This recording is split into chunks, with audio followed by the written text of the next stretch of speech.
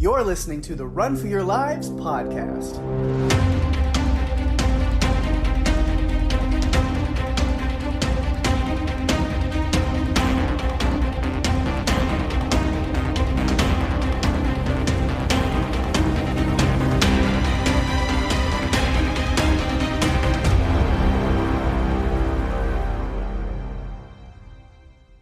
Hey everyone, welcome to the show. I'm Daphne. And I'm Pake. And this is the Run for Your Lives podcast. This episode is the American apocalyptic horror film A Quiet Place Part 2, written and directed by John Krasinski, released May 28, 2021. Ooh. That's right, another new one, and it's a sequel to one of my favorite episodes that we did last quote-unquote season. So. Yes. Was this your first movie back in the theater? It was. I feel like I went to see one before this, but I can't remember what it was. But it was cool to be back in a theater. Yep, I think I've mentioned it on this podcast a few times, but Quiet Place Part 2 is my first time back in the theater since Sonic the Hedgehog in February of 2020, so... Oh, yeah. Goodness. Wow. That's a long time. Mm-hmm.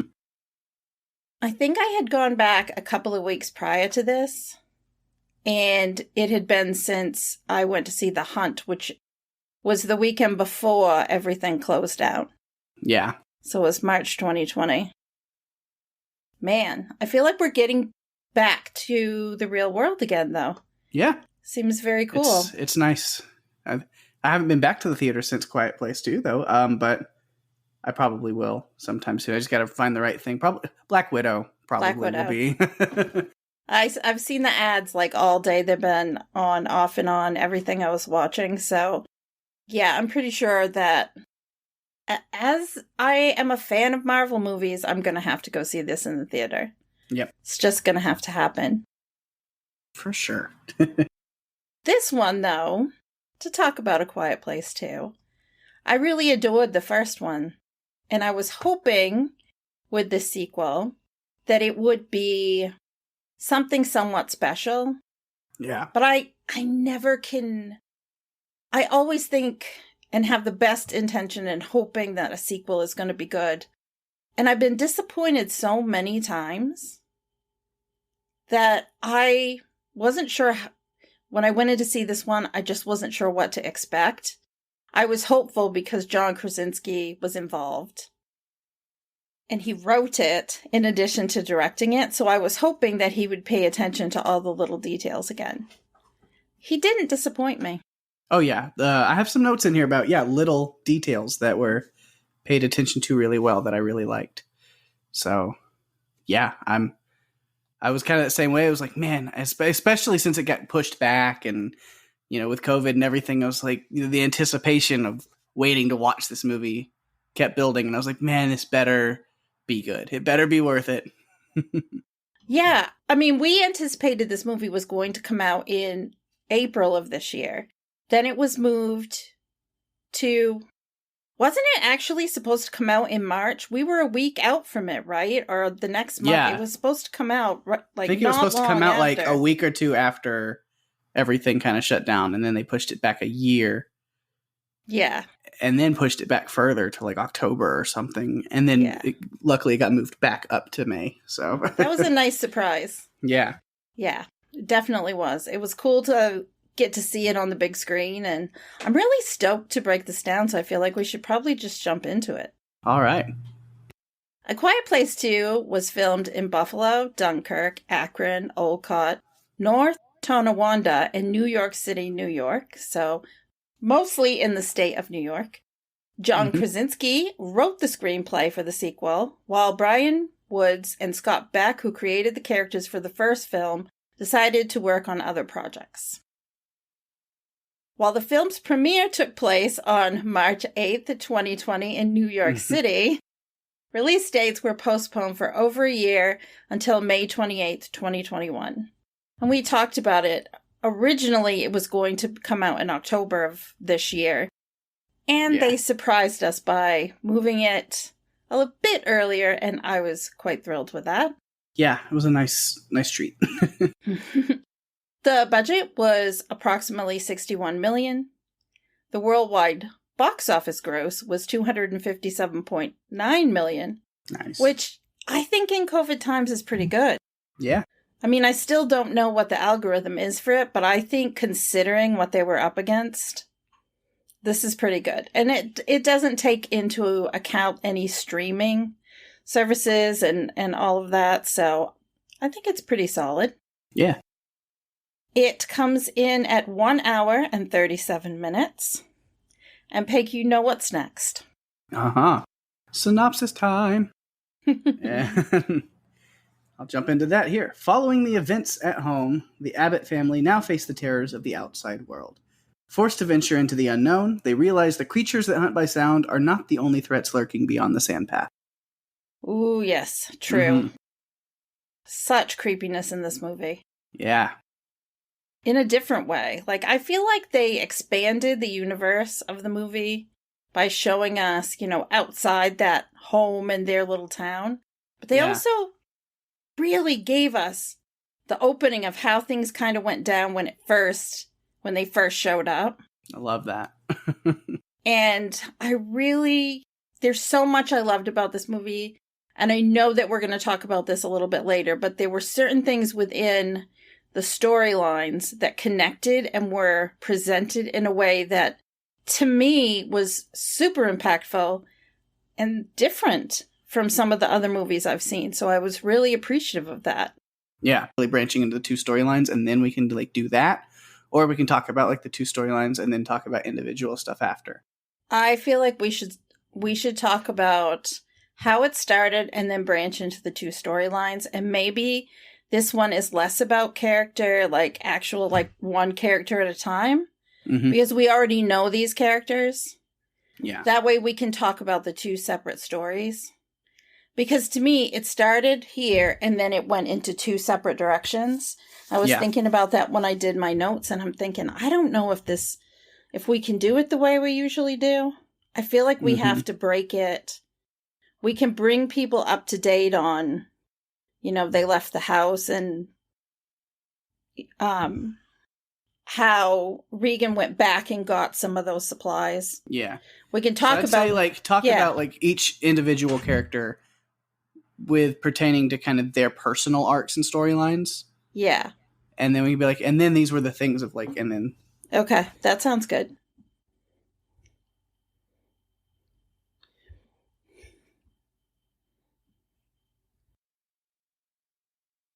So this movie is a little different as far as the structure and the way that they tell the stories of the characters. So we'll kind of go through, I'm thinking, I have notes on specific characters, and we can kind of talk about them as individuals and their arcs and little things that they go through, or and main points that deal with specifically that character that impacted us the most. Yes. But then there's kind of points where we can kind of talk about just story theme elements and things that were really cool as well. I think that sounds great. All right. Lead the way, Pake. All right. I think we start with the Abbott family. Yes. And, I will go ahead and say, even though he's only in the movie for the beginning scene, the opening scene, the, father of the Abbott family, Lee Abbott, played by John Krasinski, does make a return appearance in this film as it starts as a prequel to what happened that first day one. And so, just to kind of talk on that a little bit. I loved how the movie starts where you're not sure exactly at first, because it's an empty, deserted, quiet street in that town that we saw before, the same street that we opened up the first movie. But then Lee comes driving in his truck, and we find out basically the whole town's just over at the Little League game, and that's why everything's so quiet. But it was really unsettling, because even then you're kind of wincing every time he talks or says something to somebody or picks up something off a shelf or is just walking really loud. And you're no, you're supposed to be quiet. What is this? It's in the title of the movie, Lee. Come on. Yeah. Yeah, I liked that they took us there. I liked that they took us and showed us what happened at the start. But didn't give us a 45-minute, here's what happened at the start. They gave us the important things. We learned about the family a little bit more as far as they really were a close family before everything went down. We didn't get that before. We see them at the baseball game. Regan is looking at her dad and doesn't want him to slice up the oranges because his hands are dirty. So she wants to take over, and he's kind of also talking with his friend and neighbor, Emmett. And they were all just waiting for, Marcus to get up to bat. And I love the little part where Bo takes a piece of gum up to him before. I thought that was really endearing, kind of like his little brother looking out for him and his mom, looking at him and saying, breathe, breathe. Because when you look at it, the Marcus that we saw at the end of A Quiet Place, we're getting to see that early Marcus before everything went down. And I appreciated that. Yeah. There's a big, jumping on like a note for Marcus. I love that they had that scene in this opening because it focuses on Marcus being so shy, scared of the ball. Like, because I remember when we covered the first movie, hopefully people have listened to our coverage of A Quiet Place, because it was one of those things that I really noticed and like had a whole arc that I like talked about with. I was watching Marcus grow from being this really skittish and anxious kid who just like his own shadow scared the shit out of him, to seeing how he really grew. And so it's nice that they put that attention to detail, that as we're in this flashback, we're seeing him in that old way that we saw him in at first. Yeah, it's like a regression, even though it's not a regression. And I like that John Krasinski, as the director, took us there. Yeah. And understands that the audience saw Marcus go through everything in the first film. But the Marcus that we see at the beginning of the last film is much closer to the Marcus we see right here. Yeah. And I like that. I like the direction they went with this, because it treated us like we were smart enough to remember. Yeah, there's a lot of little details like that they kind of showed that it was like, you remember, but they don't have to like beat it into you. Like they're like, remember this thing, but it's just, it's there and you see it. Like some of those things, I mean, I'm cutting ahead a little bit after the opening scene. Once we get back to like quote unquote current day, which is day 474, I believe. Yes. And I have that in my notes, but I don't know why I couldn't find it. Yeah, 474. Where it's like little things, because I have like a note where I was like, and the nail is still sticking up. God damn it. Don't you people learn? I think it was because it was right after. Like, this is immediately after what we saw. Or I even loved, I noticed when they are leaving the house in the little farmhouse area, as they're walking away from the little field in the pasture toward, down the path, and you see the silo. And it's got this big hole ripped open in the side of it, because that's when Marcus and Regan fell into it in the first movie. And then the creature escaped by just ripping a hole through the side and leaving. And that whole thing is still there. And it's just like, oh man, yeah. Like you just see all the little details. You're like, yep. Like they're making sure to touch on those things. Even it's a nice little nod when I talk about Lee going through that store and he passes that shelf with the toy rocket sitting on it. And they linger on that rocket for just a moment. That was in my notes as well. I like the attention to the little details. It just made it more authentic, and I felt more connected to the story they were trying to tell. Yeah, and seeing Bo again. Now, I noticed, they had to be a little more creative with that scene you're talking about with him going to, give his brother gum and stuff. They were super creative with that. With filming things, because, obviously they have to recast, because little ones grow pretty quickly. Yes. So they always kind of have him looking down with his hair in his face, or filming him from behind and all these little things. To where you're just like, they're not going to give you that like full, except for one time I noticed like in the car during the attack, you see his face pretty clearly.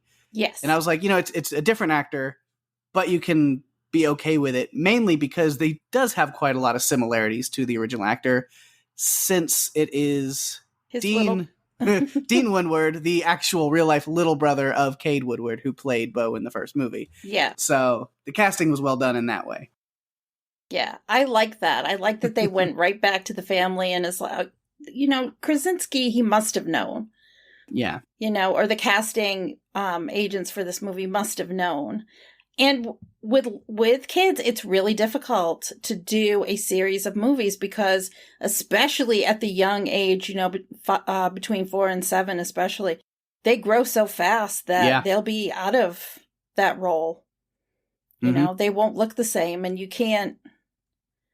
You look at that; it reminds me of Walt on Lost, because he was growing so fast. Oh yeah, or even. Walking Dead. It's a weird tangent to go on, but it's relevant. Yeah, it is relevant. The character of Carl on The Walking Dead.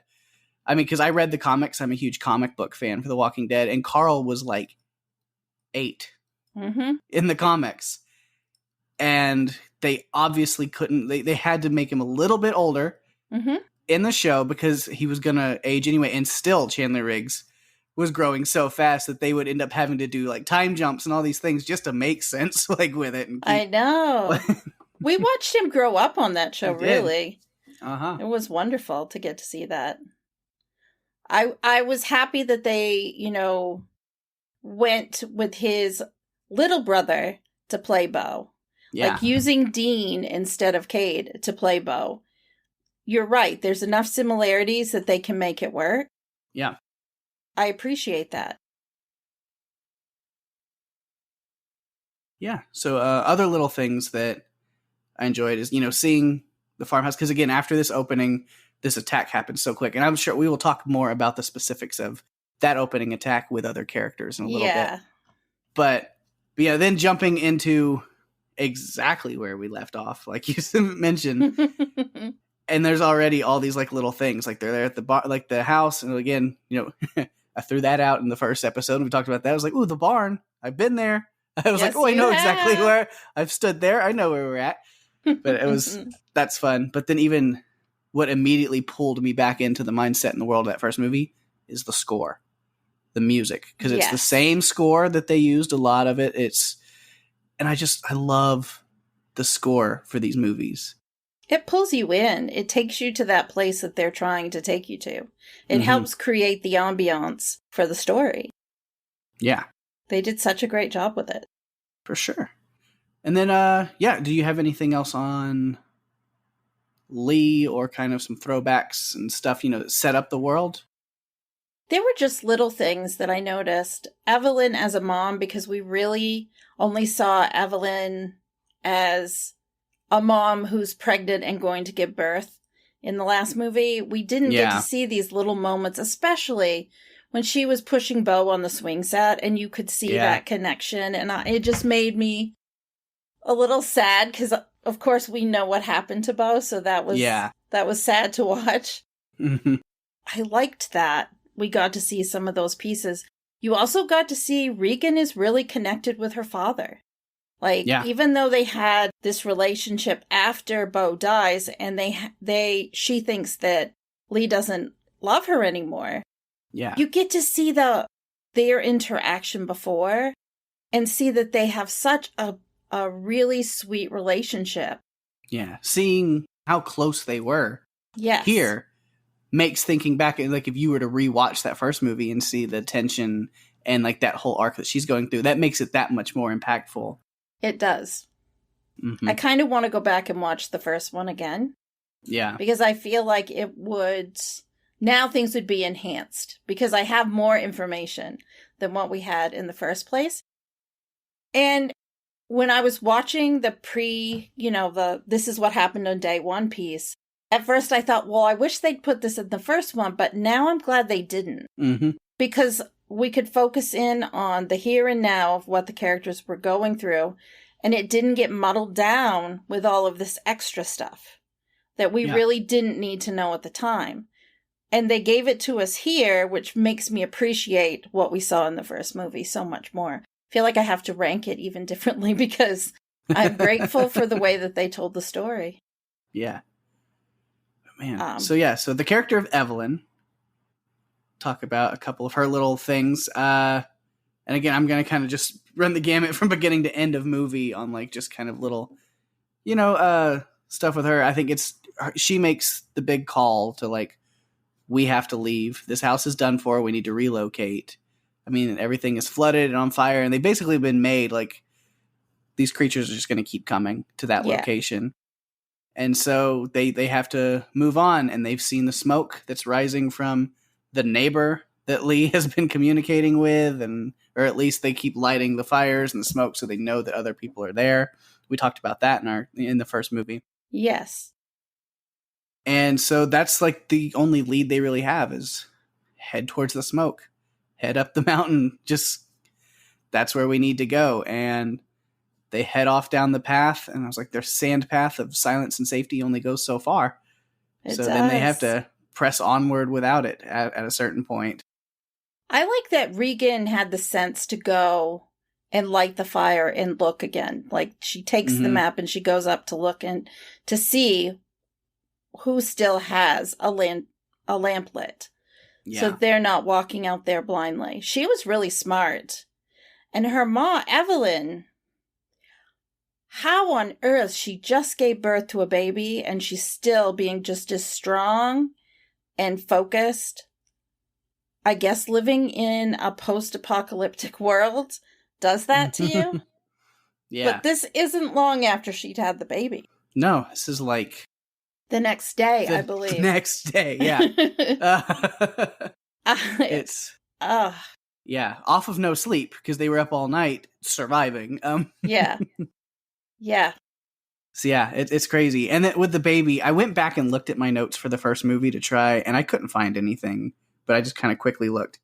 We never find out. Do we find out the gender or name? She doesn't give it a name, or there's nothing. Like it's just the baby. That is all we have. Like that's it.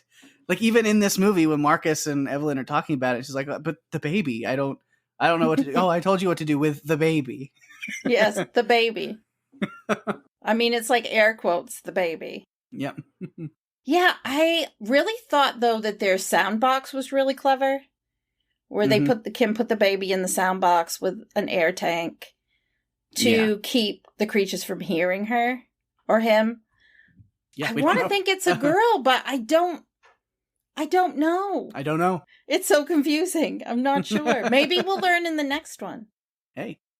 I have some hopes for the next film that we can talk about once we get through covering this one. But considering how they told this story, I'm hoping that if there is a sequel, which I feel like they were setting it up for some sort of sequel, that they do something similar and give us a little more information on a few things that I really wanted to see or know. And I have to trust John Krasinski to give it to us because he's done such a great job. I'm not disappointed with what he's given us. Mm-hmm. I like his eye. I like how he presents things. So getting back to Evelyn. Yeah. We get to see more, like you mentioned a little bit, of her like mothering and really being in that part. But also because of everything that they've been through, she has a lot of just like trust in her children that they can handle a lot of things on their own. Yes. And that's a great thing too. They head off and they get to where they're going. Marcus has an issue. Just a small little snag, really, right? Noah Jupe, oh my God. Portrayal of pain.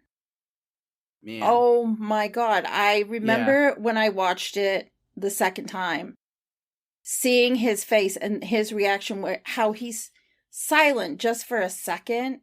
Like it's that moment of shock. Yes. He trips. The bear trap is clamped on his leg and he's just sitting there for a moment quietly. And it's not until he like rolls himself over and looks down at his foot to see what is happening.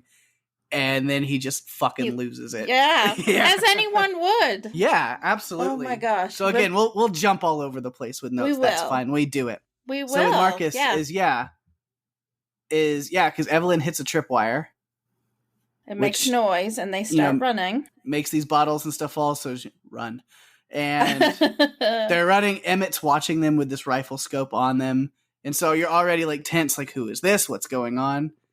And then, Marcus just steps into a bear trap that's set up, and it is absolutely brutal. I was like, who does this kid think he is? Me playing Dead by Daylight?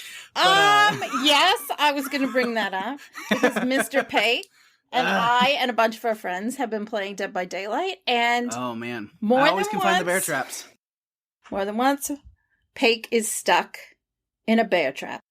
I've done it like 3 times back to back to back. You have. You got out of one. I helped you get out of one, and then you promptly got into another one. Yeah, it's just what I do. Whenever anyone plays as that character that puts the traps down, it's over for him. Yeah. Always.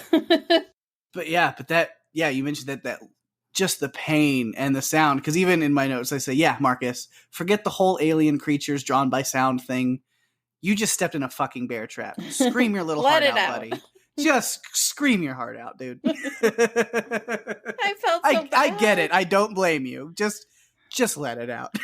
I felt it was so authentic to me. Like, what, the shock of it, like you said, addressing the shock of it first and then screaming, because my nieces have never, like, gotten in a bear trap or anything. Oh, I'm glad. That's good. You always pick those up. You don't let them leave them. No, never. When I'm done playing with them, I put them away. Good. So they'll be outside running and fall down, and they're quiet for a second, and they look down and see their knee, and that's when they lose it. So it is like this shock and surprise. That's how they, accept what's happened. And then it's like full blown tears and screaming, not to the extent of Marcus, of course. I just could not even believe Noah Jupe in that scene, because he's great. It just blew me away.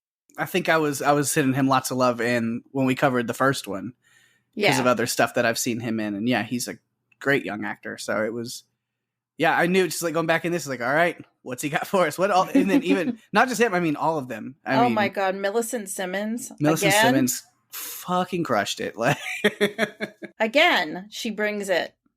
Yeah. So amazing. The cast of this movie, again, we're going to jump around with different things just because of the way that the story is told. It just doesn't vibe with the way that we normally do our discussions. So we will be hopping around. It's okay. Oh, yeah. But to tie back in, because with Evelyn mothering in that moment, it's such a tough watch, though, with her, like, knowing the excruciating amount of pain he's in. And it's like she's cupping his mouth and trying to, like, deafen his screams as much as she can. But, like, there's no stopping him. It's not like he can stop screaming. This kid is in shock and in pain and terrified. I mean, he doesn't know what's gonna happen. Like, he's like, is my leg gone? Is I just, like, am I maimed forever? Am I gonna die? Like, you don't know. And so... Well, infection in a post-apocalyptic world. Yeah. Painkillers, all of the, antibiotics, those are all items that you may or may not be able to get. Yeah, so to see her doing her best to, like, calm him, but also understand, like, this is not good. And he's in a lot of pain. And the baby starts crying to top it off, and she's having to deal with, like, putting the baby in the box and, like, honestly, she handles everything like a boss. She does. I mean, she's been through all of this. She's lost her husband. She's given birth. Her home has been basically targeted. She's got still things to lose. Like, it's not like how it finished. Oh, I've got nothing to lose. She still has things to lose. So she has no choice but to, stand up and do what she has to do without second guessing, because otherwise her family could be completely annihilated. Mm-hmm. Yeah. And I mean, she keeps that strength throughout the whole movie, honestly, to a point. I mean, she knows she trusts her kids enough that after Marcus has kind of been patched up and he's able to walk around the little bunker a little bit, she leaves him in charge of the baby and takes off. But she has to. I mean, he needs pain medication. He does. He needs gauze and wrap and things for those. So, stuff to clean the wound, stuff to help him with his pain. But then also the oxygen tanks are low. And that's important for the baby. So she has no choice. She has to go.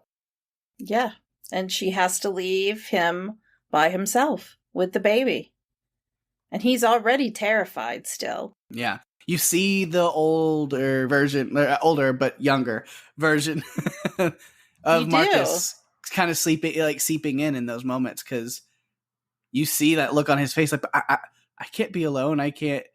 And you see him, he's kind of reverting a little bit. He's that scared little boy again. And it makes sense because he's been through a lot. Even more. Yeah. I mean, he's hurt. Mm-hmm. And he's trying to take care of his little brother or sister. And Emmett is not there because we haven't even covered Emmett yet. Yeah. In our discussion. So he's all by himself. Mm-hmm. To fend for himself. So he does mostly okay, except not at all, because it's kind of his fault. But oh, you mean okay. So you mean when he goes on a walkabout? Yeah, when he just decides, let me go back to his notes. To go exploring. He's just like, I'm just going to go, on a little exploration here. Just go check things out. Yeah. Like, I know I'm supposed to stay here, and but I'm going to not keep my ass in the bunker, and I'm going to go find a dead body and get freaked out and knock a bunch of stuff over and bring the creatures here. Yes, because that's what you do when you're all alone and you want to have a party. Mm-hmm. Invite them in. I don't think there was any whiskey left because I'm pretty sure it all went on Marcus's legs, so he's got no party drinks. Mm-hmm. So that's one thing. I'm like, why, kid? Why are you going anywhere? Stay. Okay. Yeah, no, he doesn't listen. No. Kids don't. It's so funny because I feel like kids want you to pay attention to them. They want you to trust them, but then there's instances where how can you trust them when they do stupid things or stuff that they're just too immature to understand is going to be a bad thing. I wasn't sure what that place was even. Like, it was an incinerator. Yeah, because it looked like it. It was like a train yard warehouse district, and there's warehouses by that. And it was like some kind of clothing. There's a better word for that. Garment? Apparel? Like some kind of, like denim and leather, whatever. Like it was a clothing factory. Textiles, yeah, like a textile factory kind of thing. That's kind of what it seemed, because there's all kinds of clothes and stuff hanging up all over the place. I noticed that. I wondered if they were supposed to be decoy people or something for the creatures. Yeah, I mean, they don't see anyway, so I don't... No. Yeah, so I'm not exactly sure, but yeah, that's what it was. It's this little underground area, this little bunker spot set up with a furnace. Yeah, which is soundproof. Mm-hmm. But it's also, when it's airtight... Also airtight, yeah. Not a great place to be. That's why that little white towel was there. Mm-hmm. To kind of stop the door. But I feel like we have to go back and talk about a piece of this puzzle that we haven't talked about yet. Like, whose place was this? Well, we've mentioned it. Yeah, Emmett. Yeah, Emmett. Which is Lee's friend. It's Killian Murphy. Yes. And it is... a family friend of theirs. His son played baseball with Marcus. Yes. And so, he's kind of a family friend. He has a really good rapport with Lee and Regan. We see that. I love that little moment. And it's a good tie-in or whatever. There's a callback to it where, they're telling whoever the kid before Marcus is running the bases, and he's like, dive. How do you tell him to dive? And has that moment of like, dive. And it's, yeah. Which the hand motions I'm doing will not translate to podcasting, but you get it. Pake's doing the diving motion, everyone. Mm-hmm. But yeah, so that's like a nice little rapport, and so he's able to. He knows the family. He asks Regan, "How do you say this again?" So you can tell that they've had those kind of conversations, and so it does make it a little sadder at that point when you realize that like he's so not willing to help them at very first. Yeah, I mean, obviously, then Evelyn does a great job again, mama bearing it up and Like, look, She was this great. shit's not going to stand. I have a baby. Lee was your friend. We were your friends. You're not going to do this to us. Yeah. Like, it took her a minute to recognize who he was. Yeah. Because when they first get there, she doesn't realize until he really starts talking and he pulls down his, like, I think he had a handkerchief or something over his mouth. Yeah. She recognized the voice after a little bit. But yeah, because he's the one that kind of owns this place. I'm sure he's the one that set the bear trap. Yeah. You're kind of responsible, Emmett. You're kind of responsible. Yeah. So, but he helps them, and he's very impressed. You can tell by Regan and Evelyn's nice, system that they had come up with, their feedback disorient, blast them to hell system that's been working pretty well. They use it at the house, and now they've got it down pretty well. They do. I still think that the creatures' faces look like onions. Like onions, peeled onion, like a blooming onion. Like the pieces peel back. Every time I see them, it's like, that looks like, it's like one of those blooming onions. Outback Steakhouse will never be the same. Nope. I ruined, what is it, Panera's squash soup for you already. Never. Nobody could ever ruin that. So good. But yeah, so he's impressed by that, I'm sure. Because they're that first one that comes after them. They just, all right, here we go. After Marcus is screaming, obviously they're going to be drawing them. Oh, yeah. But they take care of it. Of course, there's going to be more behind them. And so as they're running into the warehouse, Emmett swoops in, picks up Marcus, carries him back, and leads them to that bunker that he had. Which is a great place to hide, but Evelyn really gives him shit. Like, did you ever once think to come for us? To come for him? Like, it's not like Emmett would know that Lee was killed. Like, there's not an SOS Morse code fire thing going on. Yeah. And she wanted to know if he knew it was them in that area. And he did know. Yeah. He's kind of lost a lot. Yeah. I mean, he lost both of his sons. It sounds like in the initial attack that first day right there after the baseball game. And then him and his wife were at their house, and then she got sick, so they moved up here to the mountains to this warehouse, and then she died there. Yeah. Like 11 weeks ago. Yeah. What we didn't know is he was keeping her body. Yeah, it's a little weird, but sure. Yeah. Yeah, they had to leave the house because she was screaming so much from being sick. I don't know what her illness was, but... Yeah. She must have been in some sort of pain. Mm-hmm. I mean, it makes sense, though, with his character, as he is one of those people that just holds on to things, doesn't want to let go, and he kind of folds into himself, other than keeping his wife's corpse, which is a little strange, but, sure. But even him taking up just drawing, he has all of these drawings and sketches of his sons that he has everywhere, just to keep their memory, keep their faces in his mind at all times. Yeah, he's quite an artist. Mm-hmm. I have this feeling that he was kind of at this point where he was trying to keep himself safe, but he was really losing hope about everything. And, like, losing the will to even continue to fight to survive. Yeah. At least based on his actions with Evelyn and the family, because he didn't want to help them. He's like, no, you can't stay. I can't help you. He's like, no, you can't stay. I can't help you.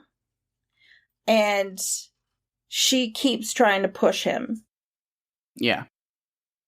I think the baby sold the deal for sure, at least for a little bit. But then, it gives him that time where he gives Evelyn the bottle of vodka, and she just makes Marcus scream more and more with it. But at least they're in a airtight, because even then, the towel isn't even there. He shut them in there completely, so there was no sound whatsoever. Let them take care of that. But at least he has his stopwatch, so he can always time, he knows how long they have with oxygen in there. Mm-hmm. And so, and then he has that towel that he'll put in place so it doesn't seal all the way, because if it is sealed all the way, you can't open it from the inside. We learn that for sure later.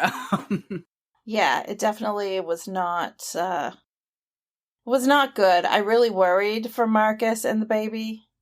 Mm-hmm. Because he knew he had to get out, but he just couldn't. Yeah. Talk that scene for a little bit.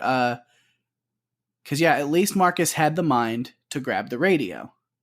Mm-hmm. And then head in there.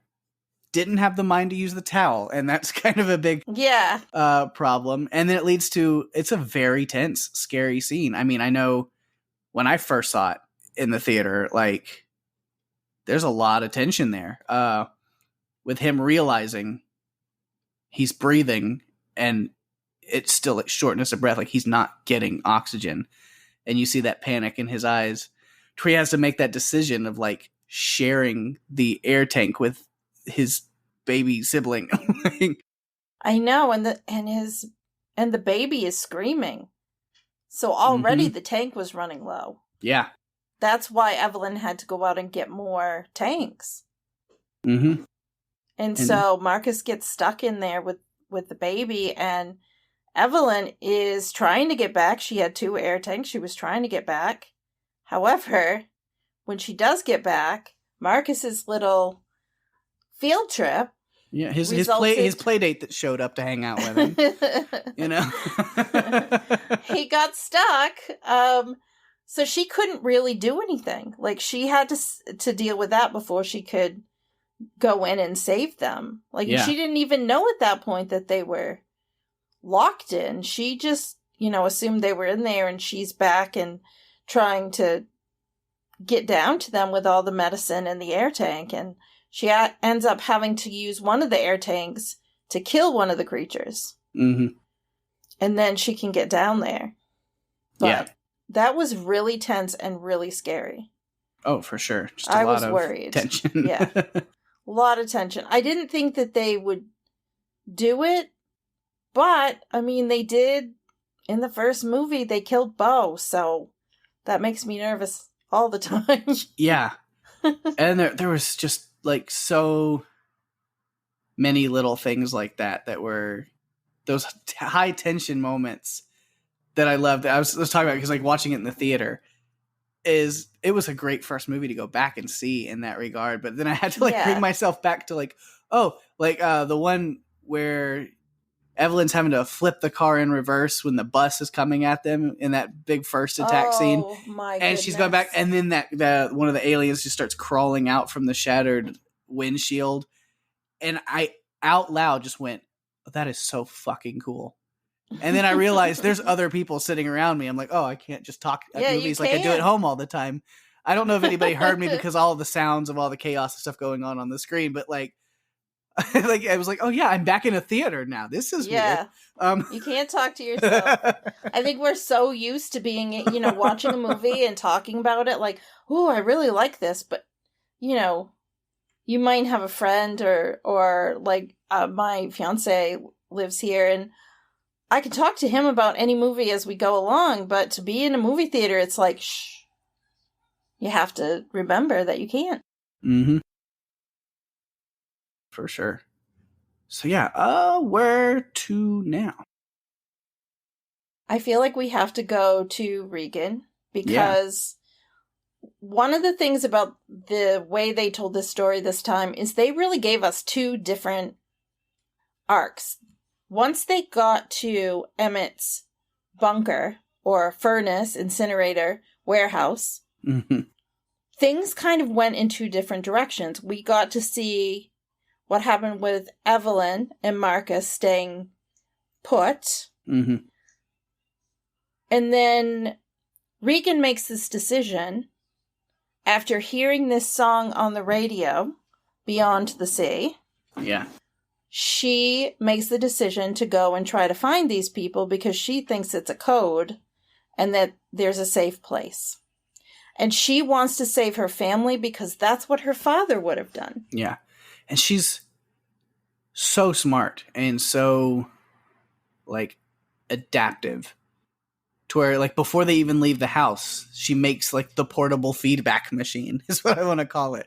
Where she's, like, clipping the wires and stuff and, like, brings it along. She's like, bring the amp and make sure that I can, like, stick the hearing aid to it and have the feedback, and we can take it with us so it can be used anywhere we go. Like, I feel like that was her idea. Yeah. And she went and collected it when her mother told her and Marcus to stay there while she went in to get the baby silence crate. mm-hmm. And Regan didn't listen. She went back into the house, down over the stairs where the nail is, Mm-hmm. didn't step on the nail, and goes and collects things. She got the map and stuff to light the fire. Then she also grabbed the radio. And was it a watch or a compass that she kept looking at in the box? Because in the box, when she was lighting the fires, she was looking at something that to me looked kind of like a watch, but it also looked like a compass, so I'm not sure. I'm not sure. I kind of took that as it was something of her dad's, but I'm not positive. I think it probably was. So she gathered those things before they left. Yeah. But yeah, and then you mentioned she figures out, she picks up the music broadcast over the radio, and then through other people, through Marcus and Emmett talking about it, she's somewhere beyond the sea. Mm-hmm. And she's able to decipher that message. And like, she does the thing of like, okay, well, here's the radio station that was on. So where is that station located? Where's the signal coming from? Oh, look, an island on the within, off the shore. And so she's putting all these things together. And then she decides like, we need to go out and investigate. They can be of help to us, or we can be of help to them with what we've found out about these creatures. Yeah.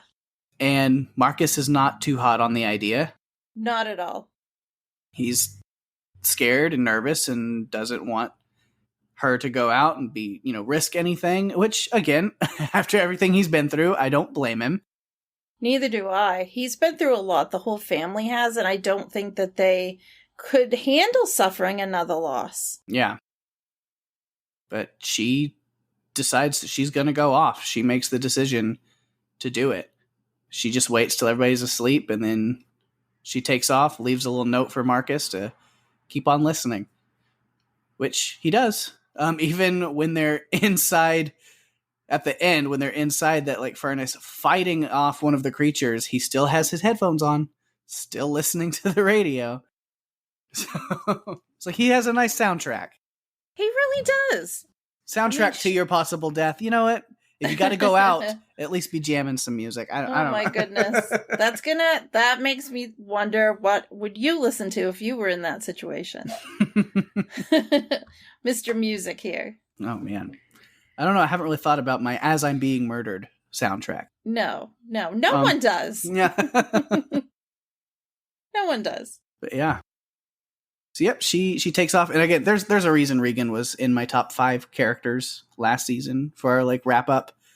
Yeah, because she's just an like self-emboldened badass, and she sets her mind on something, knows what needs to be done, and then she does it.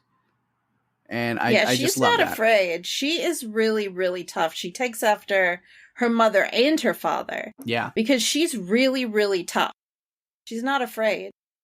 Mm-hmm. Even though she's terrified of the creatures, I feel like she's still not afraid to go out there and do what she needs to for her family, because out of the respect for her dad, like he's gone and she wants to be able to take that role in the family. Yeah. And yeah, so there's a reason she made that list. And is she going to make it again for this season? Stay tuned to find out. It's going to be even harder this time. Oh, yeah, we got some good ones. But yeah, so she takes off. She heads out to the, she's walking through like close by a little train depot, a little train station. And it's a really good thing that Emmett goes after her, that Evelyn talks him into and sends him off, because her luck would have run out pretty quickly in that train car. The feedback part of the system she's great at. The gun, not so much. Not so much. Definitely not. She's not a sharpshooter, that's for sure. Mm-hmm. I think she tries really hard, but I get why she was doing it. And her mother would not have let her go. Oh no, that's exactly what Marcus goes to. He's like, I'm telling Mom. Yeah. If you decide to go, I'm gonna tell. Yeah. So she's smart enough to know, well, I guess I need to go when he doesn't know I'm going. Yep. Because that's the only way that she's going to be able to do it. Mm-hmm. But yeah, luckily that scene was all tense too, because again, it's something that they did in the first movie and they do it more even here. And I love that when you are focused on Regan in a scene, they put you in her position by just cutting the audio.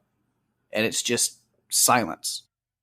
Yeah. It's like you are in her head, in her space, and you hear nothing. It adds to just the chaos and the confusion of just the visuals and kind of where she lives in that. And so I love that they do that with her. Because she's walking through the train, they go back and forth because they do want to give you some stuff, like the fucking birds jump scare. Even when I knew it was coming, I still jumped. I know. Hate it. I know. I was expecting it, and it still was just like too much. Yes, those birds. But then I did not get the dead body falling when she's reaching for the first aid. That one didn't get me because I was more prepared for that. I was more prepared for that one as well. But she kind of gets scared and falls back. But then I love that scene there is it cuts back to that silence of her, and she's sitting there not realizing that a creature has hurt her and has entered the train. And I love that reveal as she moves her head and you see it just walking in the train before she does. Yeah. It's so good. So creepy. So cool. You know what? Another thing I thought was creepy, and there wasn't anyone in it but her. When she's first walking down to the train, and when you see all of these empty shoes standing on the platform. Yeah, purses and cell phones and people panicked, died. Kicked their high heels off, dropped their shit, and ran. Yeah. So creepy. It's like aliens invaded and made them evaporate. Mm-hmm. I guess there's another word for that. I can't think of what it is, though. So I'm going to stick with evaporate. It works. But yeah, Emmett shows up and saves her at the last minute there. And then, he says, we have to go back. And they have their conversation, which is interesting. He says, you need to go back home. And she's like, what, home? Home? What's home? What? What is home? You're not, you said we can't stay and you're kicking us out. So I have to find something for our future. Yeah. That's why I'm on this mission, but you can help me. And then we can benefit everybody. And I love that she's able to convince him, even though she doesn't realize that she does until he kind of decides the next day. And it ties into that scene where he goes off to look and find a boat. But he doesn't tell her that's what he's doing. No, not at all. And they had trouble communicating because he doesn't know sign language. Yeah. And she was trying to help him understand how to enunciate his words so that she could understand him. Yeah. And great. She goes to sleep, and the next thing you know, it's the next morning, the radio's gone, her implant is gone, she's all alone, and she's terrified and sad and just broken. Yeah, so that when she's panicking, because she doesn't know what happened, is Emmett, did he just leave her, steal her hearing aid and the amp and leave, or is he dead, or what's going on? And so she's just freaking out, and so I used the stopwatch on my phone, and I timed it because I wanted to know. Because when she wakes up, there's a moment where the sound cuts out, and it stays completely silent until Emmett hands her back her hearing aid. And so I timed that just dead silence, 1 minute and 12 seconds. It seems so much longer. It doesn't seem like a lot. That is a lot by film standards. Yeah. Especially when you're invested in the story and the character like you should be there. That's a terrifying minute 12. Yeah. It seemed like so much longer. Yeah. Because that can be longer. like almost like half of a song that you listen to. A playlist or something. Yeah. So just with nothing. And I thought that was a really cool effect that they did that and went for it. Yeah. I like, too, that he's really bonding with her. But we kind of saw that a little bit at the beginning when they gave us the little look back at what happened before. Mm-hmm. And they're kind of bonding. So the first arc of this story is what goes on with Evelyn and Marcus back at the warehouse. But the second arc is really this story of Regan and Emmett going to find an answer to what Beyond the Sea means. Yeah. That radio transmission. Mm-hmm. The fact that she was able to talk him into it was, I think he was endeared to her, and I think he wanted to help her somehow. That little piece of humanity was still in him where maybe he just thought back. I don't know. I just feel like he started getting endeared to her. Yeah. And I also question what happened between Emmett and Lee, who seem to be really good friends, to them not really even... I mean, yes, we've got creatures everywhere. Yeah, but I think that's really all that happened was just... separation because creatures of the attacked. creatures. He lost his kids right away. I mean, everything was just kind of taken from him, and he doesn't want that connection because he's not going to lose other people, or he's not going to stick his neck out anymore. I think you're right. I think you're definitely right there. I mean, at first he doesn't want to go after Regan, and Evelyn really has to, like, tell him that, you know, if Lee were here, he would tell you that my daughter is someone worth saving, and he would ask you to, you know, go and help find her and bring her back. Yeah. And he goes, and then we get to see kind of his growth throughout that, which I love that we get this new character of Emmett, and then we see his arc and growth of being this kind of shut off away from everybody to like risking everything to save other people. Yeah. And I love that. Yeah, Killian Murphy is awesome. So it was great to see him here. He really is. I first saw him where a lot of people first saw him, which was 28 Days Later. Uh-huh. He really shines in these type of movies, I think, when it comes to, you know, these post-apocalyptic films. I mean, this is the second one that I've seen him in that I remember. Mm-hmm. And he just does such a great job playing this guy that doesn't really want to be connected to anyone because he doesn't want to lose anybody again. But yet over time, we get to see him really grow and connect and really become fond of Regan. And I really appreciated that. Because we saw such an arc, especially with Marcus in the first film, that when I first started watching this one, I wondered, okay, who's going to get the story? Who's going to get the growth? Because we saw Regan and Evelyn and Marcus grow in the first film. You know, is Emmett really going to get the growth? And he did. Mm-hmm. It was great. I love that. And so, they go off on their adventure together.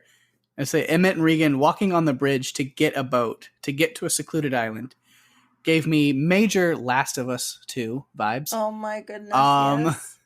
I won't say specifically why to avoid spoilers, but that's another great sequel to a mind-blowingly unique and special story about apocalyptic survival.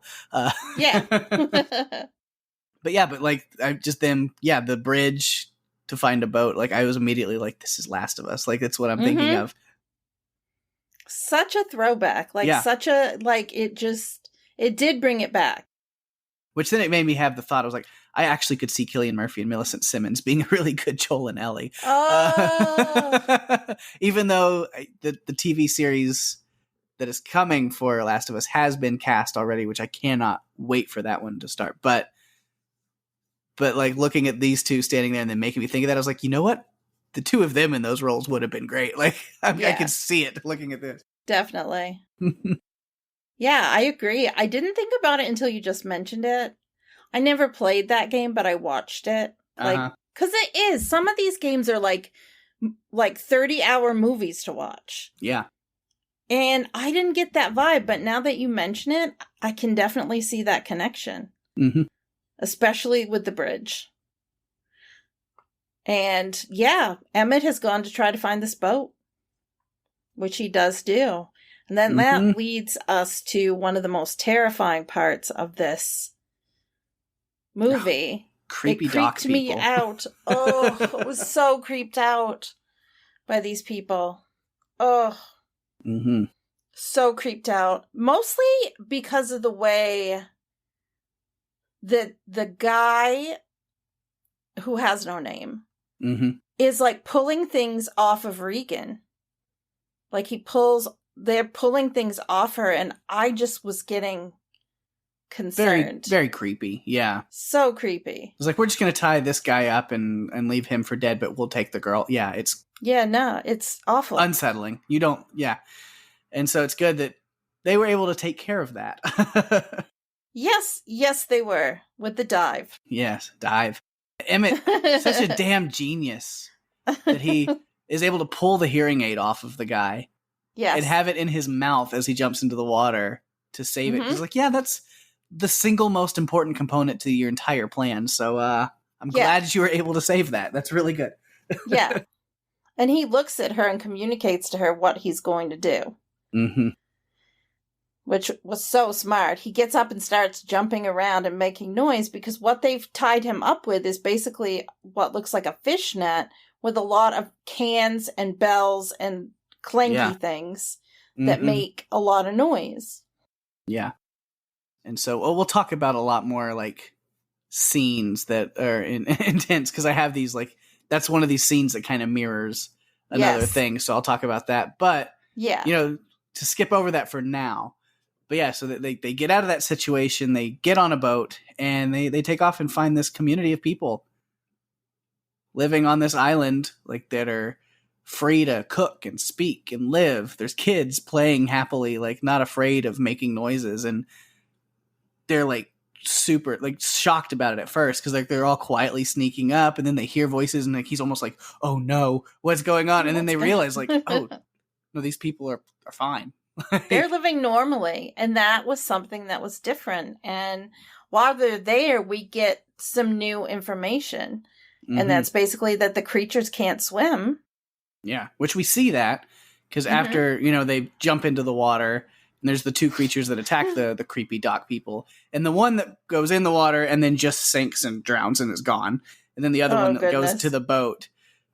It was like, oh, they can't swim, which it made me think because in the first movie we see one like underwater in the flooded basement, but it was not really swimming as much as like, because you could stand in that water. So he was just kind of walking through the water and dipping under it. But I mean, he wasn't like sinking. Yeah. Yeah, I like that. The man who didn't have a name, I think he's called like Man on the Island. Yeah, Man on the Island is what he's credited as, which is crazy. Like Jimon Hunsu, which is the actor. Yeah. He is such an incredible actor. I've seen him, but he'll show up. He's like this huge actor that will show up in roles briefly. Even in this movie, it's like, I was like, oh yay, Jimon Hunsu, like that's really cool. And then it's like, it's such a great actor to hardly be in the movie. So we don't, like you said, we don't even get a name for him. But after, the boat, the one on the boat, the creature on the boat floats its happy way all the way to this island, gets off and causes mayhem there. Yeah, Emmett notices the boat. I think it was called the Sea Star or something like that. And Emmett notices the boat because he hears this banging and he goes and looks and he realizes what's going to happen. So he runs back to tell everyone to get inside, get out of the way. It doesn't work because it's there. Yeah. But that guy like takes his son, puts him in the closet, and then Emmett, as he's running through, he grabs this little boy to take in there, which there's absolutely no way that it is a coincidence that the little boy that Emmett grabs and takes into the house is very similar looking to his son in the beginning of the movie that's sitting next to him, his younger one, watching the baseball game with a similar blue shirt on and everything like that. He looked a lot. Oh my goodness. That had to affect him too. Uh-huh. Seeing that, here's an opportunity you can save a child when you lost your own child. Mm-hmm. Unbelievable. That was great. And and then Hunsu's character, again, Man on Island. He's the one who said that when the government realized that the creatures couldn't swim, they moved as many people as they could to islands. Mm-hmm. Which is, it makes sense. Unfortunately, people like Lee and the Abbott and Emmett never knew these kind of things. No. Because you couldn't really get on a radio and broadcast anything.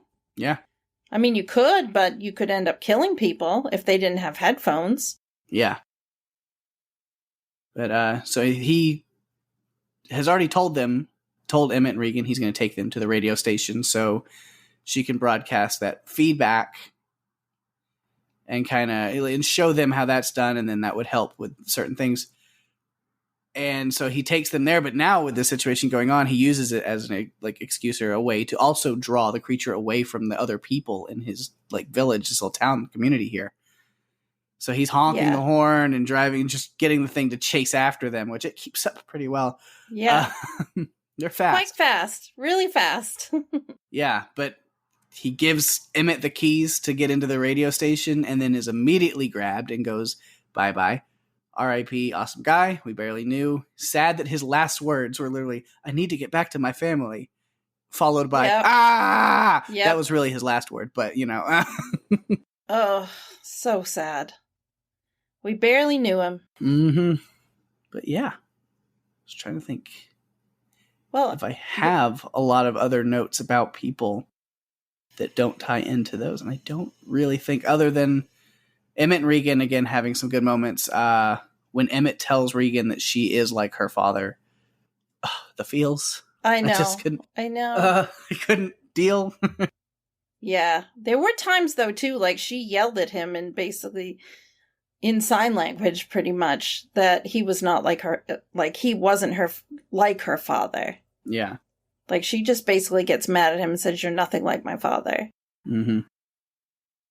And I think the only other individual character note, going back to Evelyn, we hadn't talked about it a little bit, is just a little scene of her on this memorial that they've set up for Bo on the bridge. Oh, goodness. And they've been adding toys and stuff to it. And then now she has kind of pictures of Lee, and kind of added it to make it for him as well. And with the wedding ring on top. And, my heart. I know. It was one of those moments where I wondered if she would go back there. And then when she did, it really hit me in the heart because, she's accepting what's happened and she's moving forward to do what she can for her children. And that's what Lee would have wanted. But you had to feel like this is a lot for anyone to deal with. And she has just been so strong. Yeah. Throughout the whole thing. So, I mean, who can have a baby and then be just incredible. I mean, I guess you do what you have to do when you have to do it. It's just something that's ingrained in you. Yeah. But did you have any other notes aside from the thing that I know we want to get into? The parallels. The parallels. I like that. The parallels. No, I think that we've covered everything that I had. Right. Because I think everything else is... There was one other thing. The way that Evelyn is able to cloak her sound by turning on the sprinkler. That was really cool. Yeah. That was really clever. I liked that. It kind of distracted the creature so that she was able to get to where she needed to go. But other than that, no, I think we've covered everything. And I feel like we have to talk about the parallels. Yeah. Because they're so important with the way that they told this story. Because like I said earlier, we have this beginning that seems very straightforward. And then it kind of splits into two different groups of people dealing with similar situations.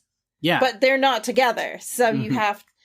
But there are parallels, so... Yeah, the two stories kind of mirror each other in a lot of ways. And it's the way that it's edited and cut and shot is just genius. And... It really is. I love it.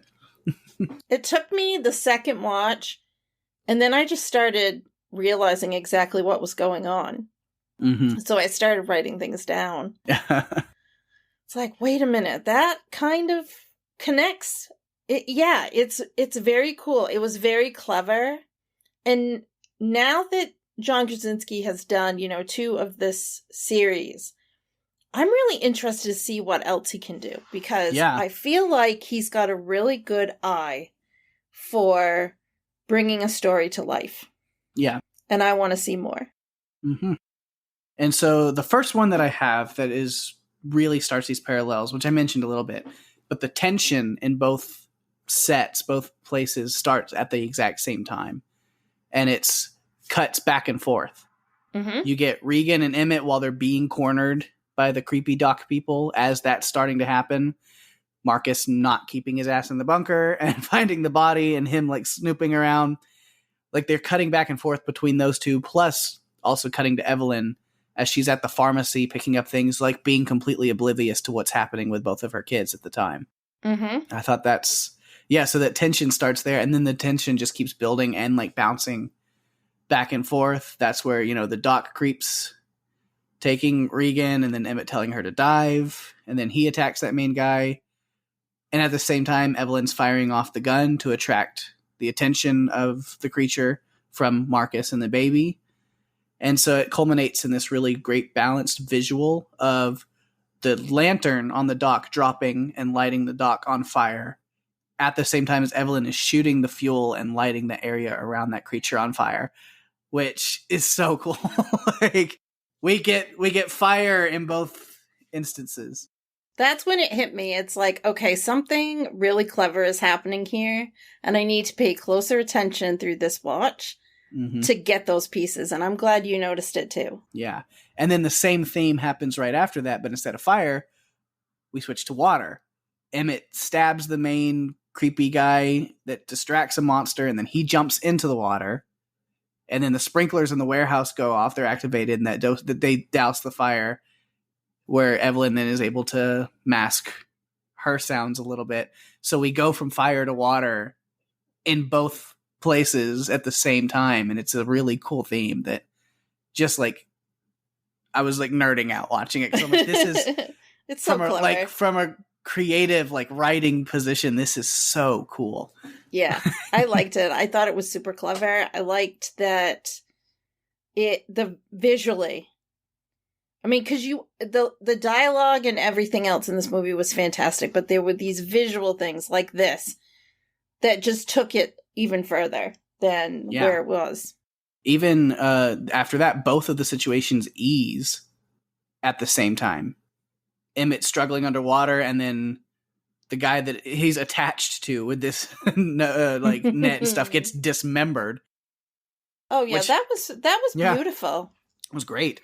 But it helps him to where then he can pull the noose off of his throat. Yes. And jump up, and he gets his oxygen as Evelyn is able to get to the kids and open up the furnace, and Marcus is able to breathe. And it's just this. So we go from fire to water to air. I know, because Marcus does like take this huge breath of air at the same time Emmett comes up for air. One and then the other, it was just like, I was blown away. So I just love that. And then we kind of get the ease for a little bit, because then, Evelyn sets the gun down on the table in the room, which that will come back. But, she goes and is able to help, bring the supplies and the oxygen tanks to her kids. And then Regan is in a boat and pulls Emmett back up out of the water, out of safety. And so we get like that ease of tension at the same time. Yeah, I liked that. I appreciated that so much. Yeah. And then we get some of the other stuff that we talked about with Regan and Emmett. But then again, the like final moments, the big kind of climax, or not even climax, but like, ending of the movie all the way till credits roll is again them doing this mirroring thing between the two, and they do such a great job of that with the tension and the parallels. We have Evelyn because she does I said she had the medical supplies, she got the oxygen tanks in, but the supplies she had left out, I think, and so she has to kind of sneak out to get the supplies, and that's when a creature shows up out of the water and jumps at them, and so they're fighting while they're, to keep it out of the furnace. They're in there and they're just fighting it back. And at the same time, Regan's trying to get into this like DJ booth area and the creature hears her, and then it hears her, and Emmett steps in so that she can get her job done. Emmett gets sliced in the leg by it as it's running that way, and Evelyn gets stabbed in her leg by the one coming at them. Like, it's very similar again with just these high tensions as they're trying to protect the other, people behind them, that they're both getting attacked. And then Regan just has that moment where she connects the radio to the hearing aid, and it comes back, and it's just, as we kind of wind down, she did it. She accomplishes it. And then with the music, that perfect score that I just love, the music from this movie, which tops it off as that feedback is affecting creatures in both places, because Marcus hears the feedback in his headphones, so he's freaking out. He's like, oh my God, like, just his face, like, she did it. It's happening. Yeah. So he unplugs the headphones and he's holding it up. And that's where we see Marcus just step back up and like really like leave that timid little child behind. And he's doing what he can to protect his family and their situation there, which I love that. So we have Regan slowly approaching. She grabs some kind of like broken studio equipment. I'm not sure exactly what it was. Yeah, I'm not sure what it was, but she grabs that. And then we flash to Marcus with the gun. Yeah. And I'm just like, oh my God, this is... He's leading it back, and then he grabs that gun that his mom had set down. And and then we get that same moment as Regan slices through the head of the creature. When it makes connection and slices into the head, you hear the gunshot. Yeah. While you're still looking at Regan, you hear a gunshot, and then it cuts directly to Marcus as the creature that he shot is collapsing. Yeah. And I was just like, oh my God, it's so creative. And then it's also within Emmett and Evelyn in that. Because after these things happen, Emmett is looking at Regan like, holy shit, she's an absolute hero and gives me hope in the future of humanity. Yes, and which Evelyn, he needed. Yeah. He needed that. He really did. And Evelyn is looking at Marcus going, holy shit, that's my boy, the timid little Marcus who's really grown into a brave survivor. Like, she has that like my son. Like, you get that reaction. Yeah, the one I had to keep telling to breathe because he was so nervous about being up at bat and he was afraid of the ball. Yeah. This is where it's come to. I feel like it didn't finish because I'm hoping that we will see more. But I think it took where he was at the end of the movie, of the first movie, to here and just continued the transition. Yeah. To now, I think he might be more comfortable being a badass that he needs to be. Yeah. I loved when Regan took her hearing aid, her implant, and just slammed it down on the receiver. I loved it because she was just like, you can imagine she's had enough. Yeah. She's had enough. It's over. F you. There you go. I loved it. Yeah. It was like, okay, yes. So good. And then it, just like the first movie though, like they kill the creatures that are affecting them, and then it cuts. Just credits. It kind of, like, I remember first watch, it being almost kind of like when I was in the theater, and you could even tell other people in the theater were like, well, that's it? Yeah. Like, you're not gonna give us some kind of clean... No, they didn't the first time. Ending. It's like they didn't do it with the first movie either. It's kind of no. So at first you feel a little unsatisfied, but then after rewatching it and being like, no, like that's what this is it? Yeah. It wants to take you on that journey, and then, all right, here's where we are. Which makes me wonder, will there be a part 3? I mean, it feels like a setup. There could be. Honestly, I really hope that there is, especially after how well this one went. Yeah. I would love to see this be made into a perfect trilogy. I don't want to see them do any more than the 3. I would like them to do one more, wrap up the story, and I think that would be great. But I do not want them to do it if they decide, oh, we're going to do the third one, but we're not going to have John Krasinski be involved. No, no. I want to see his vision. Yeah. I want him to finish this because I feel like he can do it. Yeah. I think in the future, if he continues down this path, he's going to be one of my favorite directors. Because he's really, I like what and he's not the only one. Jordan Peele is doing things too. Yeah. I like that these actors are bringing something different, because a lot of things have been done before with the same tropes and the same everything. Yeah. Just saying. We need Krasinski. Yeah. He's got to be there. And this cast, I feel like we need to see the end of their story. They don't need to like start over with a different group. I would like to see the trilogy end. It needs to be a trilogy of the Abbott family. Yeah. Yeah. That's what I want to see. I think you explained it all really well with the way that things were connected and mirrored. Yeah, and that is all the notes that I have. Oh my goodness. Well, I have used up all of my notes as well.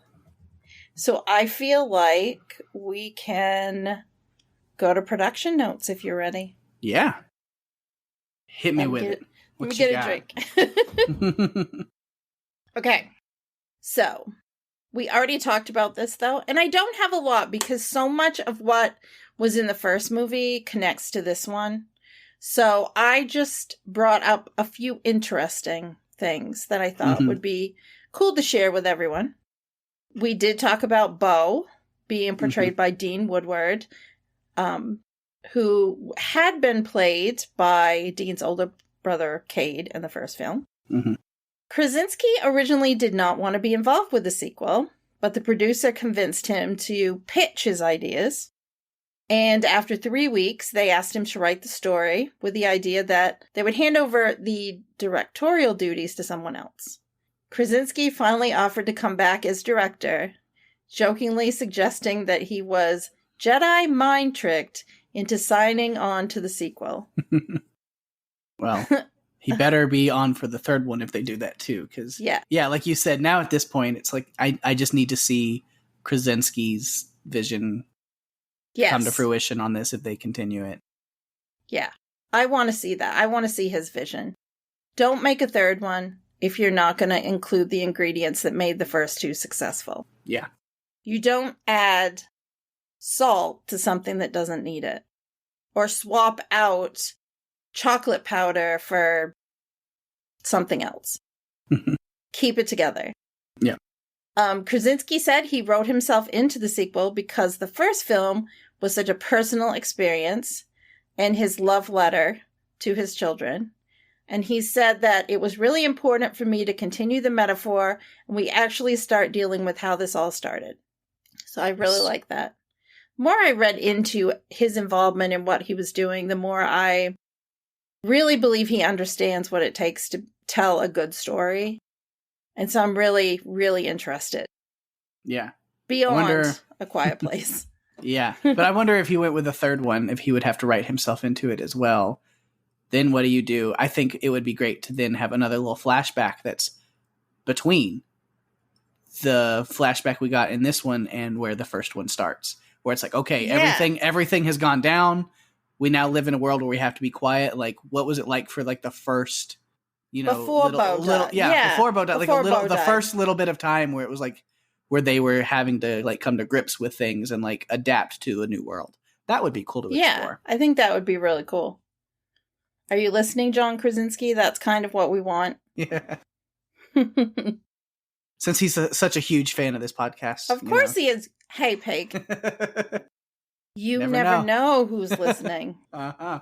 You learned that. I learned that real well. My last note is, according to John Krasinski, in the opening town scene, he passes by, quote, Brody's Pizza, which was a nod to Chief Brody from Jaws. Yeah, nice. I thought that was cool. Yeah, so much of what we said in the first podcast about the first movie connects with this one. So if you want more information, go back and listen to our episode covering A Quiet Place, because a lot of the background info is very similar as far as John Krasinski's role and the story and how he brought everything to life. But basically, Pake, that's all I have. Nice.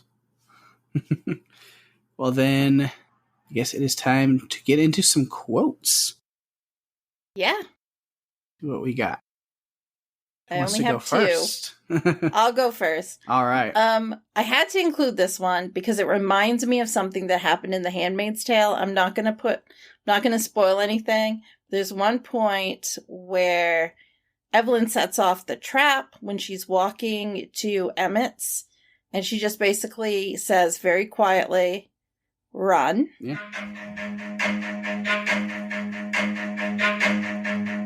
Run.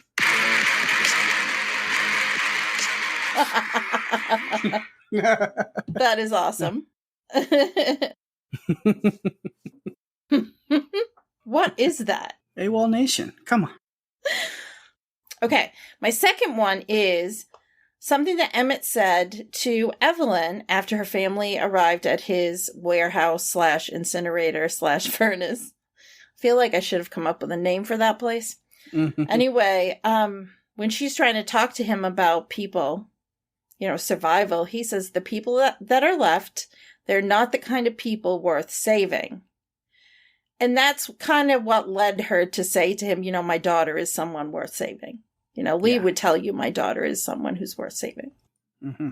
So those are my quotes. All right. Well, my first two are basically what you just said. But okay. on that last one, but it is like blown out and like a little more drawn out, because the full quotes on that is like a two-parter, is of Evelyn asking Emmett, who says, "When you saw the flame night after night, did you know it was him?" And Emmett says, "Yes." "And did you ever think to come for us?" "No." "The people that are left, what they've become, you don't know, do you?" "Well, I do. They're not the kind of people worth saving." And then that's what follows up to later with Evelyn saying, "Lee is gone. Now he's gone. It's a shame, because if he were here, he'd look you right in the eyes and tell you that his little girl is absolutely the kind of person worth saving." And you have to know that Emmett knows that. Mm-hmm. Because he knew Regan before. Yeah. They had, some type, they had conversations. She would she would explain to him, how do you, what is this? And how do you do this with sign language? And you have to think that hearing that from Evelyn struck a nerve. Yeah. Because he did go after her. It worked. Yeah. And my other quotes, when you mentioned kind of earlier, I just think it's cool because we get a actual like voice quote from Regan as she's talking to Emmett when he's trying to explain to her the situation after he goes to find her. And she's like, "I can't." And so what she says is she goes, "Enunciate. Remember?" Which I love. The remember, again, is because that ties into the world before where they have had this conversation. Yes. It's like, if you're talking to me, I can read lips, but you have to enunciate. Like, I can picture that, them sitting around like family dinner with family friends over and him trying to talk to young Regan, and either Lee or Regan herself being like, "You need to enunciate so I can understand you." Yeah, definitely. And then the last one comes from Man on Island. You mentioned in the notes him talking about, just kind of setting up what happened when all the boats and stuff, and that people then just got to pushing and shoving and screaming and things got bad. And so my quote is pulled from the last line of that. The last thing he said, he goes, "They had 12 boats lined up on the dock that day. Only 2 got out." Oh. But yeah, those are my quotes. Wow. That quote was so, like, it brought everything to a head. Like, it focused in on the reality of what they went through. Yeah. So you know what time it is then. So yeah, now we get to move on to our ratings of this one, which interested to see how that goes. I really loved this movie. I went back and looked at what I rated the first one, which was very high. So I feel okay coming in on this one with a 9.1. Ooh. All right. So yeah, I was looking, I rated A Quiet Place a 9. So honestly, where I sat with this one, because I had a hard time kind of being like, well, is it better? Or is the first one better? Because this one, especially really diving into the thematic, like the parallels and all those things that blew my mind. So seems kind of like a cop out, but 9. I'm equalizing them. It's the same story continued on, and it's right there in that same spot for me. It is a perfect continuation of A Quiet Place. It held up. It held up. Yeah. Like as a sequel, I think is it perfect? No, but no movie is. But as a sequel, it's really well done. Yeah, absolutely. Yeah, I think it was great. Mm-hmm. You know what that means. Yes. Time to answer the feedback phone. Yes. What do people have to say about Quiet Place Part 2? I wonder. All right, we do have a little bit of feedback this week. Of course, mostly kind of over other things that we've covered a little bit previously, which, again, not a problem. I love that you guys are listening to our episodes and then giving us feedback even based off of that and still catching up on older episodes. I always appreciate that. I know Daphne does too. And yes, so, yeah, definitely. And so this first one comes from Chuck, which I think is the first time we've heard from Chuck on here on the podcast. So thank you so much for writing in. He says, hiya, wanted to say great job on everything so far. I'm up to the Jurassic Park 3 episode. I have a suggestion that goes with all the Jurassic stuff. You should watch Camp Cretaceous. It's really cool how they move along the Jurassic Park timeline. And then a little bit later, he followed up with, haha, never mind. You just announced it in this one I'm listening to. Yeah. We've talked about it a couple times. We've thrown it out there, getting our friend Greg in with us to talk about Camp Cretaceous. And I promise we are still throwing that idea around, and it might be coming sooner than you think. Wink, yes. Wink, hint, hint, nod, nod. We'll see if we can get it on the schedule. Yeah. I'll take the next one. It's from our good friend Des, talking about the Meg. He says, so glad Rima mentioned the Zorball in the Meg. I know you don't like 3D. Not really. Yeah. But I swear I saw that ball fly over my son Xander's head. Worth the money for me. Now that I could see. Maybe when it was in 3D, maybe they filmed it in 3D. I don't know. I just find 3D really hit or miss. Yeah, I agree. But I'm glad that you had a awesome experience because that sounds like a lot of fun. Yeah, definitely. But then this week with A Quiet Place 2, and hopefully we'll hear more about Quiet Place 2 in the coming weeks. That's how you guys have been working with us. No, I love it. I don't mind. But for this week, for this one, of course, we have some wonderful patented. At least I'm going to pretend it's patented. At least I'm going to pretend it's patented. That is a tongue twister. Some live Steving from our great friend Steve Brown. What's he got to say? All right, here we go. Quiet Place Part 2. Is it a call back when it's a flashback, but we see the rocket on the shelf? Can you just leave without paying for his groceries? Is that how this small town works? You just take whatever you want off the shelves and then walk out? Hey, Raj, I gotta go. Wow, that was intense. I wasn't sure if I was watching a prequel or what, but okay, now we're picking up where we left off. Oh, I hate foot stuff. Why did it be his foot? I guess that solves the problem of the baby for the rest of the movie, right? If this guy Emmett is just going to go off to find the girl, then the other story can be put on hold, basically. Wow, that was intense. I'm glad he found her when he did, because, man, these parts with no sound are really, really eerie and haunting, but this girl is doing such a good job. Is this kid just exploring to explore, or is he looking for something specific? I don't get it. Marcus. Oh, this is all sorts of bad now. This is some kind of trap. The kid just found a dead body. Wow, a lot of running out of air stuff going on there with Emmett and with Marcus and the baby and the whole thing. That was cool. If the boats are rocking by alien creatures. So the aliens can't cross bodies of water? Okay. Nope. I guess that's pretty simple. They can't swim. The boat was rocking. And now it's here. wow, this is going so well. These kids, very similar expressions, and man, they're doing a great job. The holding up the radio and her just approaching that thing with they have the same expression on their face. I love it. All right, that was really good. Hope, I can't wait till you guys talk about it and probably watch it again sometime. Awesome. Thank you so much, Steve. It was great. And yeah, you noticed a lot of those same, like, if you've listened to this episode now, that we talked about a lot of those things that are the similarities and the tie-ins between the two stories. And kind of, that was a really, really cool part of that movie. This is one, I love these movies, Quiet Place, so much, both of them, and they'll be rewatched over and over again. Yeah, we both definitely agree that Millicent Simmons, she just crushes it. Oh my gosh. She really does. I can't wait to see her in a lot more. Yeah, for real. She's, just incredible.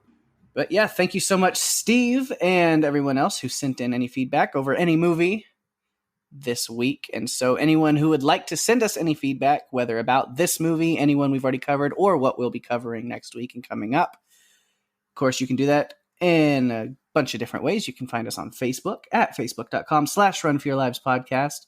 You can email us, send us your voicemails and stuff over at runforyourlivespodcast@gmail.com. We're on Twitter at RFYL Podcast and Instagram at runforyourlivespodcast. If you're enjoying the show, of course, what we really love is for you to share the love, spread the love, tell your friends, post episodes on Facebook and Twitter, share stuff when you can. And above all, just send anyone to our website, runforyourlivespodcast.com. They can get links to any and all of our social media stuff, our podcast players where you can listen, and our YouTube and anything like that. We're everywhere, easy to find. So have people check us out. We always appreciate it. Definitely. Go ahead and give a couple of shout outs to things going on around us in the podcast universe. Of course, my other podcast, Strange Indeed, is still up and running. We and Rima just started our coverage of season 1 of the Netflix original Sweet Tooth. And what perfect timing is, like, as we recorded this first episode and as we're releasing this and I'm talking and you're hearing me, they have just renewed Sweet Tooth for season 2. So now we can cover the rest of this season knowing that there's more to come, and hopefully more people will decide to go and check it out. So if you're one of those people who has not watched season 1 of Sweet Tooth, knowing that it's been renewed, maybe you want to go check it out, then come check me and Rima out talking about season 1 over on Strange Indeed. Yeah, I haven't listened to your episode yet, but I've seen the first couple episodes of Sweet Tooth. It's really an interesting show. Mm-hmm. It's adorable in some ways, but then it's also dark, and the story is really intense. So it's right up my alley. It is. It's a Pake show for sure. Yes, I'm loving it so much. And of course, our good friend Jason and Lucy are over on the Walking Dead cast, and they have Rima, again, my co-host from Strange Indeed, with them this week as they are getting ready for the final season of Walking Dead to come back on. It's pretty soon. I say later this month, technically, when you listen to this. 3 weeks, I think. If you're listening to it while we release it, still technically July, but I mean, for all intents and purposes, it's August at this point. We're right here at that point. So final season is coming really closely. So this week they went ahead and looked back and counted down their top 5 standout moments over the course of the entire Walking Dead series. Oh, gosh. I don't know if I could. I mean, I could. There's some things that definitely stick out to me. Yeah.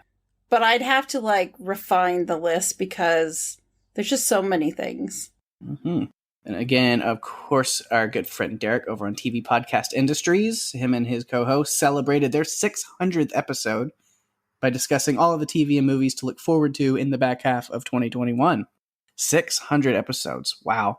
We definitely give a lot of congratulations and awe to TV Podcast Industries for all of the work that they've done and all the episodes they've released, all the awesome stuff they've talked about, all the interactions they've had with their listeners and fans. They are just incredible over there. So if you have not checked out TV Podcast Industries, do it. They're amazing podcasters and amazing people, and they got some good stuff going on.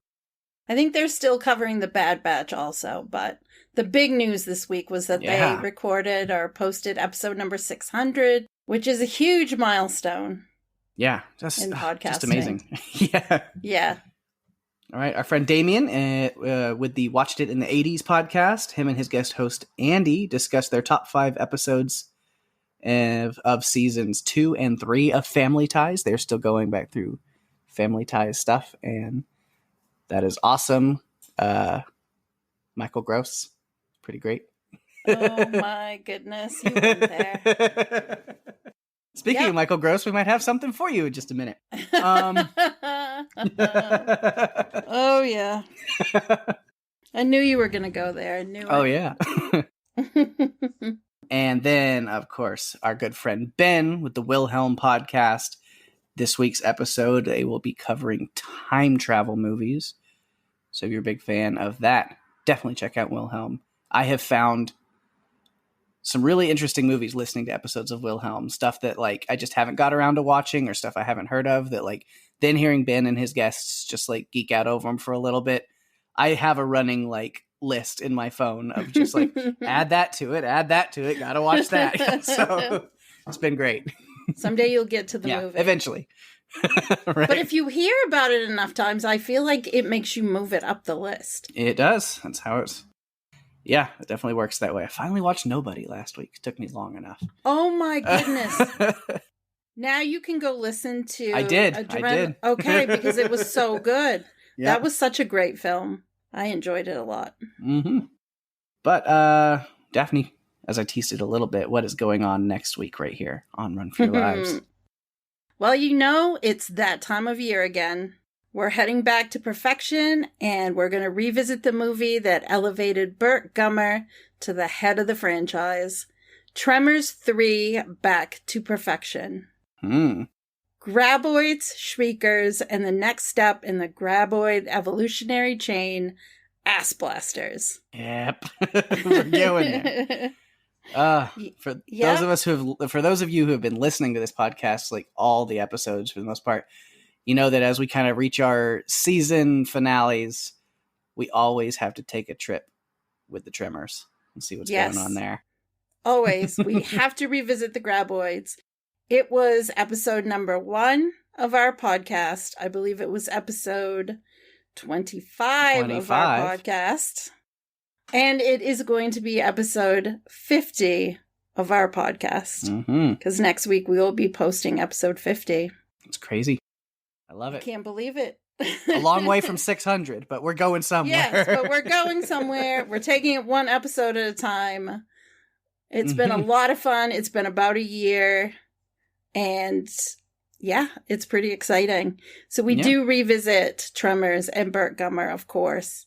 One of the most hilarious characters that we've ever covered on this podcast. And I mean, we've covered a lot of characters on this podcast. And oh, yeah.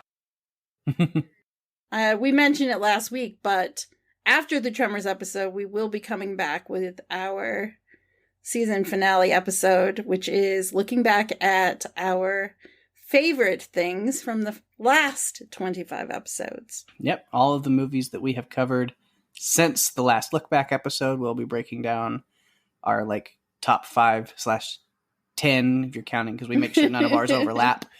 You know, movies, characters, monsters, of all of those, talking about that stuff. It's always a lot of fun. Yeah, and we want to know, what are your favorites from the last, batch of episodes? We really want to know what you guys think. And some of you have been sending in feedback, and we really appreciate it. But we'd love to hear from you guys. Like, which monsters are your favorites?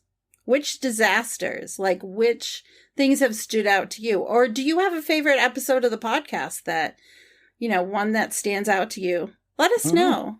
Yeah, for sure. We will read it out on that particular episode. Now, before we close out, I have one little bit of news thing. I know Jason talked about it on that episode of Walking Dead Cast earlier, so I'm going to go ahead and throw my hat out on that as well. For any of our listeners who are in the Atlanta, Georgia area coming up in September, I want to say 17th, 18th, and 19th, I will be at the Fandemic Dead convention in Atlanta, hanging out with some other podcasters, Jason from the Walking Dead Cast, Ben from Wilhelm. Some other people will be out there, moderating panels, hanging out. We'll be doing like listener get-togethers and meetups. So, go ahead and throw it out there now, even though it's kind of mid to late September. And I'll bring it up again, I'm sure. But yes, I will be in Atlanta that weekend. So if any of our listeners want to hang out, meet up, check out what's going on, come to the convention, or even don't, just kind of hang out, meet us for drinks or something one night after the show, I will be there. So we'd love to hear from you. Hit us up on Twitter, on Facebook, wherever. Let me know if you're in the Atlanta area and want to hang. I've hung out with him, folks. He's a lot of fun.